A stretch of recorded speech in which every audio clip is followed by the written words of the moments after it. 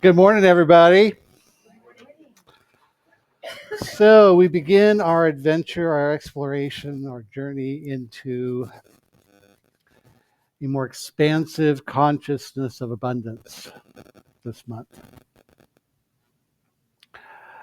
Our book of the month, Abundance, The Inner Path to Wealth by Deepak Chopra.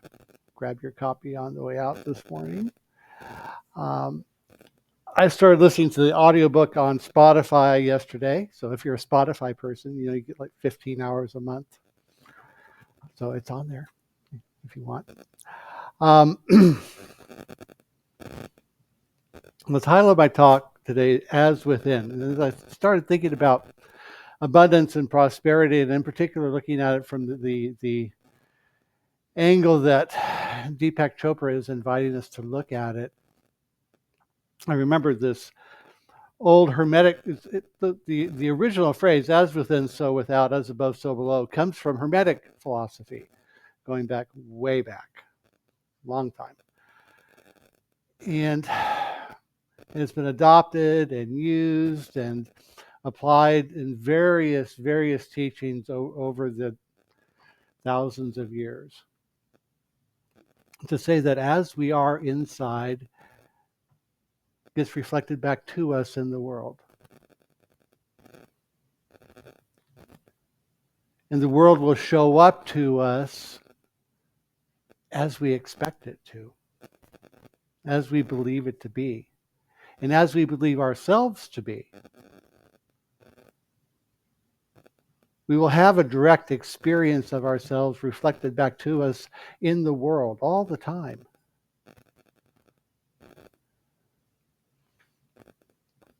So as I dove into, this exploration, this looking at prosperity and abundance as more than just money, as an experience of an abundant life. And what does that look like? And more importantly, how does it feel? How do we make that shift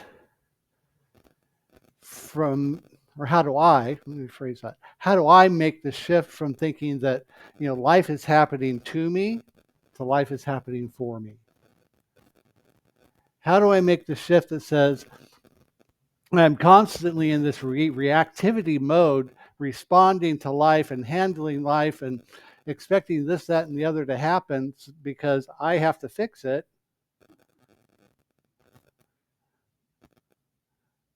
right? I got to make it better. How do I make the shift from that way of living to a way of living that says, I get to be me. I get to embrace and express the highest ideals and ideas I have about myself and my relationship. Do I hold myself truly as an individualized expression of God? Do I really embody that and all that that means? So as we wander through this message today, these are the ideas that I want to touch on. These are the things that spoke most to me as I listened to the audiobook yesterday, or a big first portion of it, not all of it, the first portion of the book yesterday and the day before. Thinking, what is it? What is the shift that needs to be made here? So Deepak Chopra approaches this whole topic from the perspective of a yoga practitioner. Now, not just the yoga that's the physical activity. That's just one part of yoga. The other part of yoga is, if we take the word yoga and translate it, it means to be yoked or to be connected. Okay? And to be connected to something greater, something larger, a larger energy that makes up this universe. So how do I get connected to that? Or how do I stay conscious of my connection to that? The inner presence that gets reflected back to me by the outer world. How do I embrace that and open myself up to a greater perspective of that? So as we begin to dive in this, I invited Lori to come up and share with us a little bit of it, a little bit with us about yoga and the practice of it. So, Lori, come on up.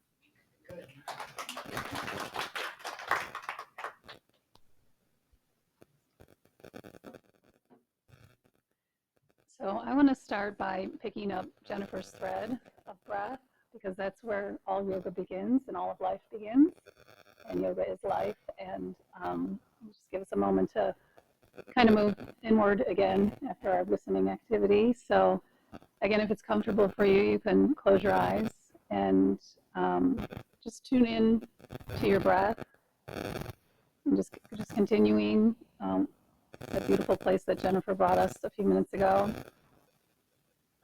And I just wanted to invite you to feel the breath moving in your body. So some of us might feel it in our nostrils and our throats. See if you can feel it a little deeper, maybe in your chest, as your ribs expand through your whole middle body, maybe even all the way down to your belly, as you breathe fully and deeply. Inhaling and exhaling. And stay with the breath. I'm just going to say a few words as introduction, and then we're going to continue adding on to our breath. So, as Lee mentioned, Hatha Yoga is all about harmonizing the inner with the outer in our bodies and in our entire lives, in every aspect of life. And we can demonstrate and experience this directly through the physical practice of yoga as the balance of muscular energy and organic energy. So if you want to feel these somatically in your body, I invite you to, without breaking your breath rhythm, rise to your feet. And you can stay in your place, or you can spread out or move wherever you want. And so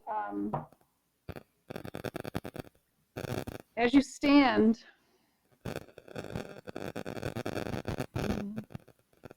just let your feet be a little separated to create some stability. Bring your feet underneath your knees, which are underneath your hips. And really feel your feet rooting into the ground, rooting you and connecting you to earth. Feel the downward motion of that. And as you allow your mind's eye to move up internally through your body, moving up along the lines of your leg bones, start to draw the muscles in around the bones as you move up through your calves, your thighs.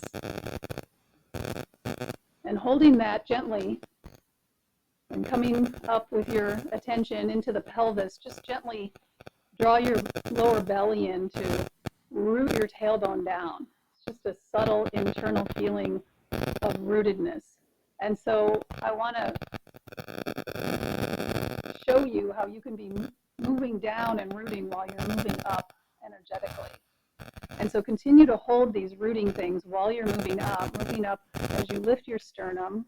Let your shoulders be right over your hips. And begin with your arms very relaxed, just hanging by your side. Continue to lift all the way up through the crown of your head, even as your chin is gently drawing down. Let there be a lightness across your face. And then we're going to continue to gently squeeze in through the legs, the belly. And we're going to bring this up through the arms. Spread your fingers and just take your arms a little ways away from your body and squeeze your arm muscles. And pull your shoulders into your body, engaging your back muscles. And then holding all of that, we're going to find the organic energy, letting everything start to flow outward. balancing the muscular energy that's drawing in with strength, and physicality, and groundedness, and then feeling the lightness of moving outward through all of your limbs, through the top of your head, your legs, your feet, your arms, your hands, your fingers. See if you can find the balance with that and feel the energy, muscular energy, balanced with organic energy, moving in while moving out. Keep breathing. And when you feel complete, you can relax everything. Maybe take a couple, steps and just let all that go. So we're just going to do one more pose. That's okay. So we're going to do a little modified version of Warrior One. And we're going to do it on both sides. So we'll start with the right foot forward. And just step your left foot a little bit back. You don't have to take a long step. If you want to move anywhere else, you can. And keeping that separation of feet for stability, ground into your back heel. You can kick your heels off if you want. A little hard to. So this is wonderful, even with shoes on, which we don't normally practice with shoes, but it's all good. It's all good yoga, is what we say. So as you feel yourself rooting and grounding back through your back heel, also feel yourself rooting forward through your front foot. And using the same technique as before, drawing up through the legs, feeling the strength there. And this time we're going to raise the arms up. And we're going to bend the front knee, just an inch, maybe 2. If you have the space and you want to lengthen out your stance, you can. Bending the knee as much as you want. Continuing that same action of pulling up and in with your belly, so you're dropping and rooting through the base of your spine, through your tailbone, drawing the shoulders down, but we're reaching up and out with that organic energy through the arms and the hands and the fingers. Breathe. Just take a couple deep breaths here, drawing in while drawing out, feeling the inner merging with the outer, influencing the outer. The outer creates a container for us for discovery. Couple more breaths. Soft face.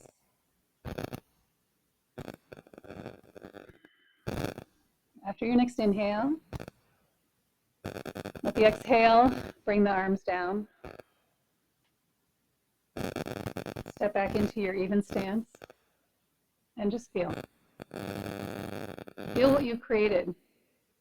Feel how something's different. Just notice that as you've explored with using your muscular energy, your organic energy through yoga postures, and knowing that you can take this out into all aspects of your life. And that's what yoga's all about.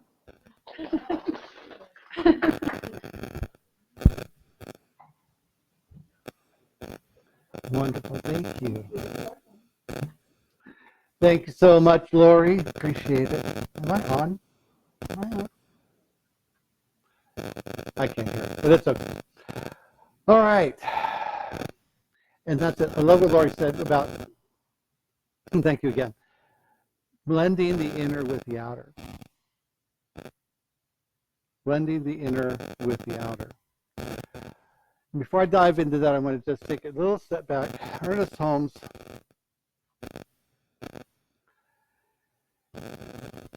has this to say, kind of circling back just a little bit to beginning on the inside and letting ourselves be led forward from within.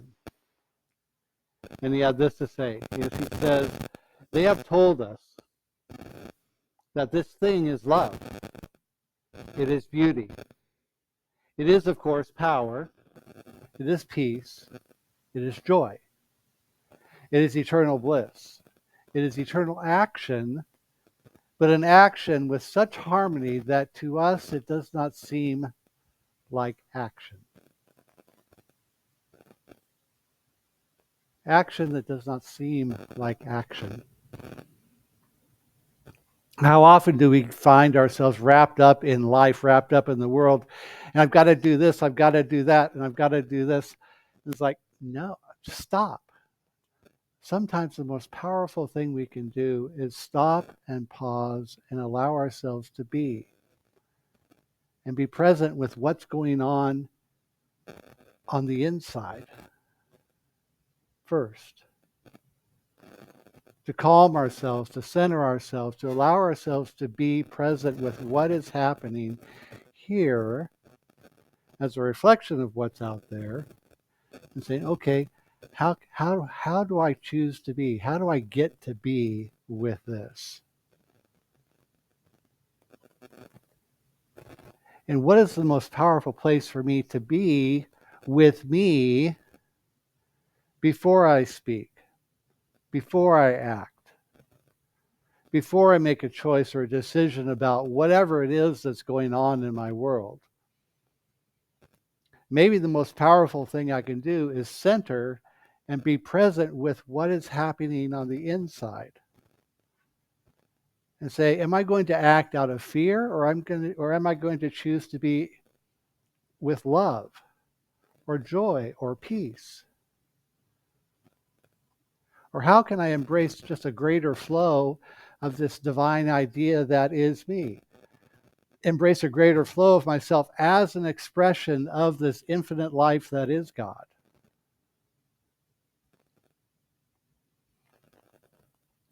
As I got into our book of the month, one of the first things that struck me was this passage from the book. Deepak Chopra says, the two biggest things we keep separate are the two worlds each of us inhabits.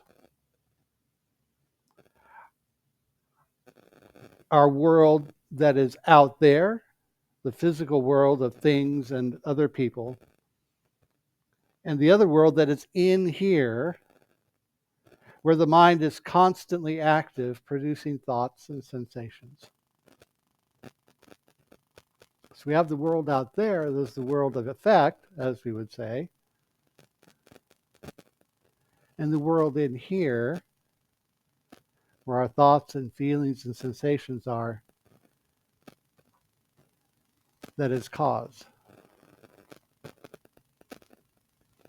And that relationship between cause and effect, that's karma, right? Karma is simply cause and effect. Karma in itself is not necessarily good or bad, it simply is. It is that cause and effect relationship. And so as we come into an understanding of the cause and effect of that, of the out there and the in here, and we work to kind of bring them together, to harmonize them, what is it we're doing? We're moving from an idea that somehow we're separate from all of it to a deeper understanding that it's all connected. It's all together. It's all me. It's all you. It's all us creating all this thing together. And if we focus on it in an intentional way, Deepak Chopra goes on to say, if we focus on it on this relationship first, on this relationship with each other, this relationship with ourselves, this relationship with the highest ideals of who and what we are, then the wealth follows. The abundance follows. The health and wholeness follow. That the outcome of a more expansive experience of prosperity, wealth, health, wholeness, love, joy, peace, all of that follows when we deepen our relationship with this divine idea of self as an expression of life itself, as an expression, individualized expression of God.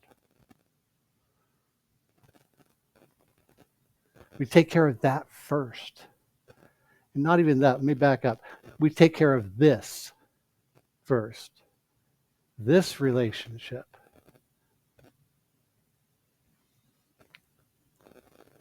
That says, when I get beyond the ideas that I am separate from anything, that I can't be separate from anything except in here. If I get past that, that's when the healing starts. That's when the expansion starts. That's when I can remember my true purpose, my dharma. Our dharma is our true purpose. And what is that for you? And what is that for me? And can I allow that to change and evolve too? Sure.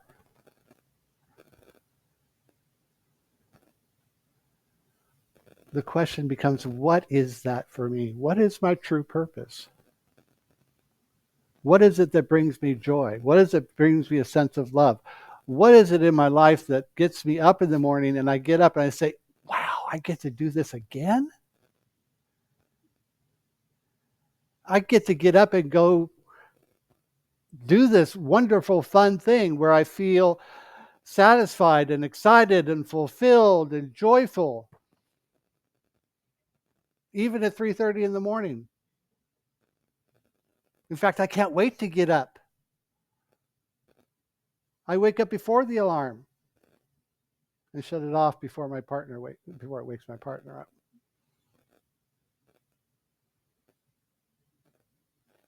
See, I get to do all that. Wouldn't that be a great way to be?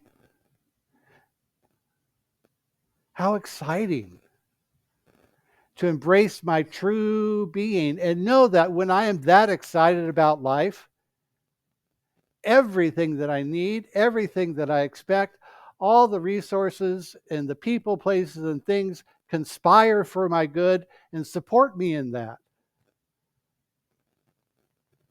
And I don't have to fret about the bills getting paid, because every need is met, exceeded, and fulfilled.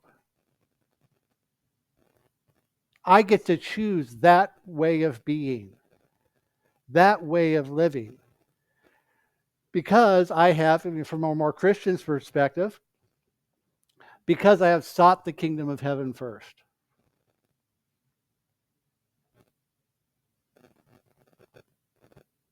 That's another way of looking at it.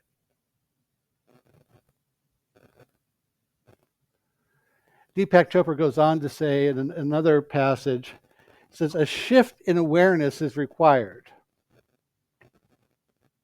And no bigger shift can be imagined, because the two worlds in here and out there come together. And that shift is an outcome based on this idea that says, I am living my true purpose. I am aligned with this sense that the universal mind, life, and intelligence that we call God is in me and says, this is what I am. This is the way I feel. This is who I am when I am in the flow of life. When I'm no longer fighting the river. Where I feel the flow, I feel the movement of spirit, I listen, I hear the little messages, and all of it comes together, and I just act. Because I know fully, 100% completely, that this is the thing for me. I get to choose this. And we all know when it's happening. We just intuitively sense it. We feel when we are in the flow. It's like, I can point to times when I was playing baseball, playing golf, meditating with a partner, when I know that I am there. I don't have to think. I get to just be. And things work. The words come. I feel divinely guided. because I have found that place beyond fear, beyond doubt, beyond uncertainty, where I've focused intentionally on saying, this is the being that I am. These are the qualities that I get to embrace. And I would encourage you, there are exercises in the book for you to do and participate in to help you identify those for you. And not just one time, do them once, come back to them in 6 months and see how the answers change, because they will. Our answers will change because we change, we evolve. We become something new each and every day in some little tiny way. And over time, it adds up. So begin today to tell a different story. Tell yourself a different story about you. Tell your friends a different story about you. Because I was sitting and I was thinking about this over the last few days, going, what are the stories that I tell about me automatically that really no longer matter?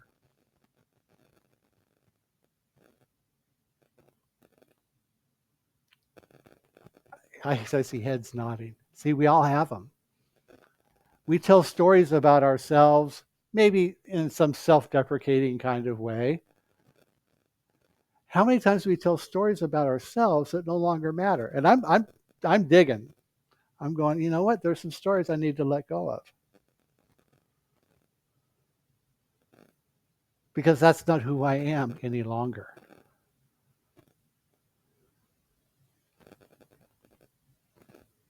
How about I begin to weave a new story about who I am? A more expansive story, a more successful story, a more joyful story. That says, this is who I am becoming. This is who I get to be today. And we use affirmations, we use affirmative prayer, we use all kinds of tools to get us to that place. We take classes here at the center or elsewhere that say, I get to let go of this and become this. I get to shed limitation and embrace more expansion.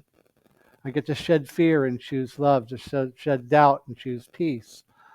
All of these come together for us on a day in, day out basis and allow us to move forward in a more expansion. And the universe comes along and says, you want to go and be that? Let's go. And here are the resources. Here's the support in terms of people, places, things, finances, health, to allow that to happen. When we get ourselves out of the way long enough for this power greater than we are to act on our behalf.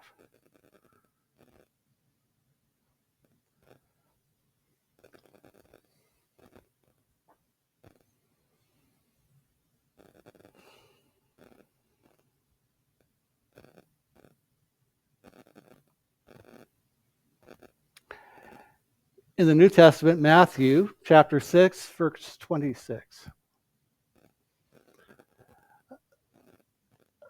Observe the birds in the sky, for they do not sow, neither do they harvest, nor gather into barns, and yet your Father in heaven feeds them.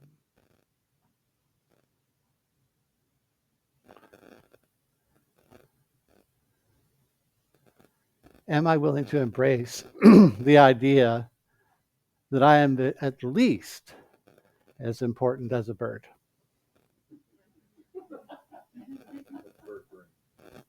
Not that one is any greater than the other. We all come together. Birds have their role. We have our role, right? It's a whole symbiotic thing. But of God, this idea, this universal power and presence, this infinite spirit of love, light, and truth can take care of the birds, how about us? Can I do that? Can I allow for that? Yes. Yes, I can. I can allow for that possibility for me.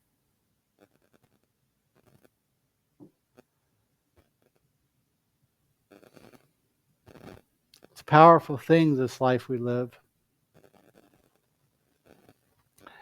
And so I have, as as my gift for all of you for Abundance Month, I love the Abundance Book by John Randolph Price, but as I went through this last time, about a year ago? Katie and I went through it about a year ago. I was reading and I'm going, man, the words are just not working for me anymore. So I went through and deepened, expanded, updated, however you want to call it. I wrote my own 10.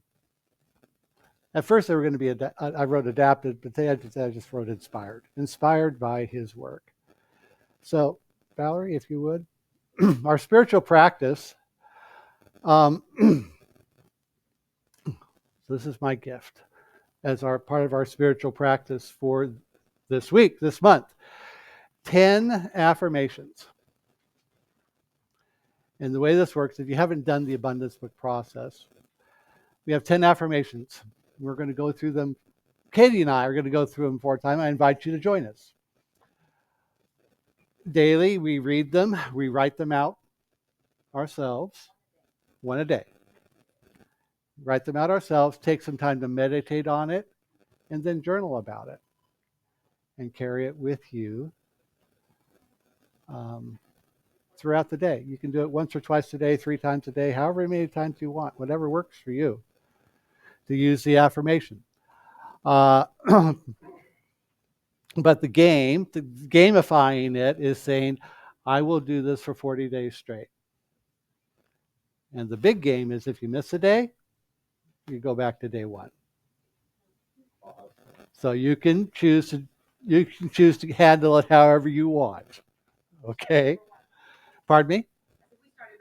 We did. We started over once because we missed a day, and I think we ended up doing it for like 50 some odd days. Yeah. So anyway, so we will be doing this. Yes. No, 1. You start day 1. You go day 1 through 10, and you go back to day 1. Right? You do it 4 times. 4 times through. 4 times through, 1 a day. So, all right. So that is a spiritual practice. I invite you to join us in it, and we can kind of review. At the end of the 40 days, we'll check in and see how we did.